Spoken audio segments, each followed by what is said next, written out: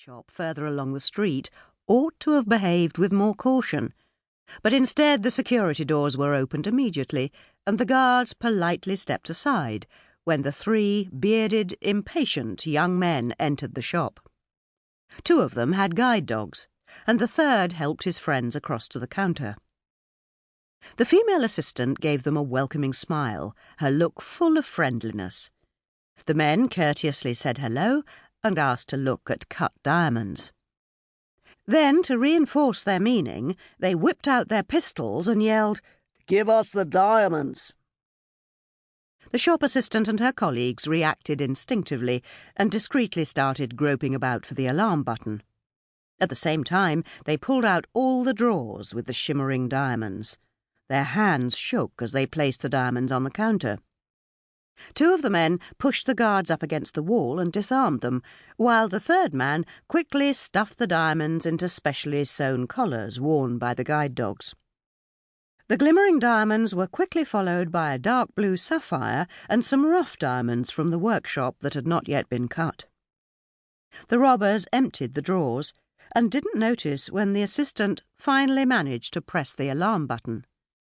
When the alarm sounded, they swept the last of the gemstones into the dog collars, then zipped them shut and hurried out.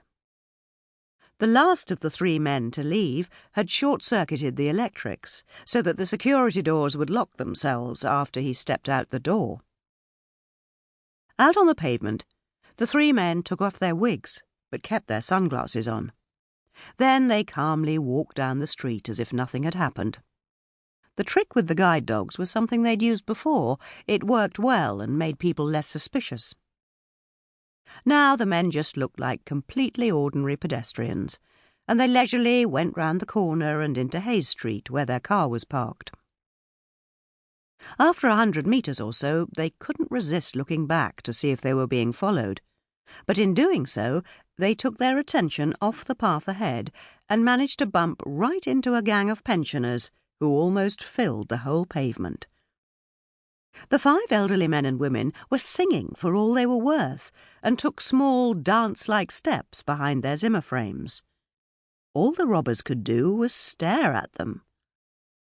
"Watch up!" Martha exclaimed, her English not being its best if she didn't have time to think.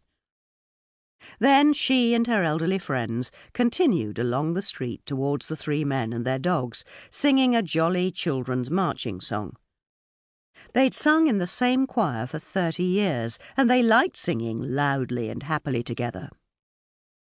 "We stride across the dewy mountains, tra-la-la," they sang in parts.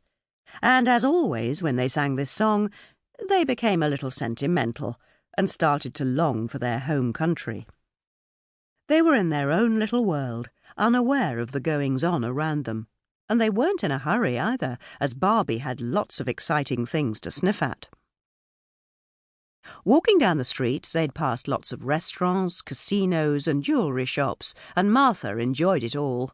Las Vegas was a town for adventurers, and she and her friends belonged there. "Move out the way!" shouted the men with the guide dogs. "Why don't you move out the way?" Martha responded, but backed up when one of the dogs in luminous yellow coats bared its teeth.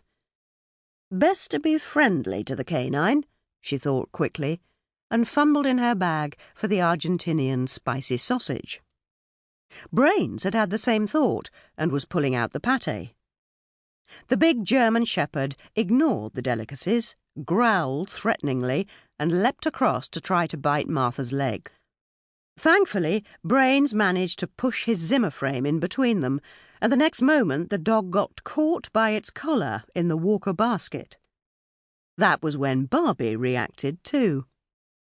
Confronted by the huge German shepherd, the little dog panicked, yapped rather pitifully, and pulled so hard on her lead that Christina lost her grip. Howling, little Barbie dashed away with her lead trailing after her, upon which the other guide dog, a black Labrador, also got loose and charged after her. Barbie was, one might add, a rather sweet little doggy, and to cap it all, was on heat. "The dog collar!" the men shouted when they saw the Labrador disappear with the